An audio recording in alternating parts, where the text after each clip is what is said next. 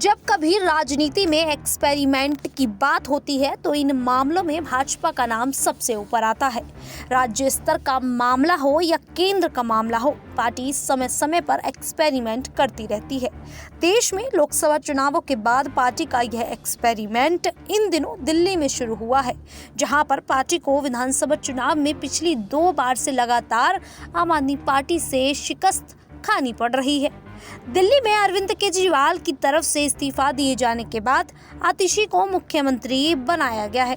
इसके बाद अब भाजपा में भी हलचल तेज हो गई है। भाजपा एक बार फिर से एक्सपेरिमेंट मोड में आ गई है और दिल्ली में महिला मुख्यमंत्री का मुकाबला करने के लिए अभी से महिला ब्रिगेड तैयार करनी शुरू कर दी है। जानकारी के अनुसार दिल्ली में भाजपा इन दिनों जो नया एक्सपेरिमेंट कर रही है उसमें स्मृति ईरानी को मैदान में उतारा जा रहा है तथा संभवतः आने वाले समय में मुख्यमंत्री के चेहरे के तौर पर भी प्रोजेक्ट किया जा सकता है। पता चला है कि पहले कुछ समय से दिल्ली में भाजपा की अधिकतर बैठकों में सांसदों सहित स्मृति ईरानी भी शामिल हो रही हैं तथा वर्करों के साथ बैठकें भी कर रही हैं। जानकारी बता दें कि भाजपा ने आतिशी सिंह के साथ मुकाबला करने के लिए स्मृति को मैदान में उतारा है तथा उनके लिए अभी से योजना पर काम करना शुरू कर दिया गया है। खबर यह भी मिल रही है कि भाजपा ने आतिशी को लेकर साथ ही साथ पूर्व मुख्यमंत्री अरविंद केजरीवाल के खिलाफ आक्रामक स्ट्रेटजी बनाते हुए स्मृति ईरानी के साथ साथ पूर्व केंद्रीय मंत्री सुषमा स्वराज की बेटी बांसुरी स्वराज तथा मीनाक्षी लेखी को भी मैदान में उतारा है। पिछले कुछ समय से बांसुरी स्वराज की तरफ से दिल्ली की आम आदमी पार्टी सरकार के खिलाफ खुलकर बयानबाजी की जा रही है।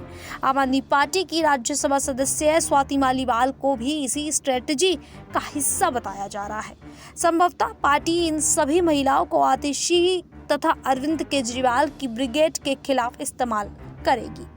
दिल्ली में चुनाव से कुछ समय पहले बेशक पार्टी ने स्मृति ईरानी को दिल्ली के 7 इलाकों की कमान दी है, लेकिन यह बात माननी पड़ेगी कि पार्टी पिछले करीब 10 साल से दिल्ली में एक भी ऐसा नेता खड़ा नहीं कर पाई जो अरविंद केजरीवाल का मुकाबला करने लायक हो।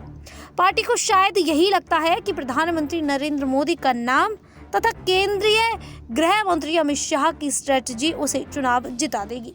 लेकिन यह बात पार्टी को ध्यान रखनी होगी कि पिछले 2 बार के विधानसभा चुनावों में लगातार पार्टी को दिल्ली में झटके लगे हैं।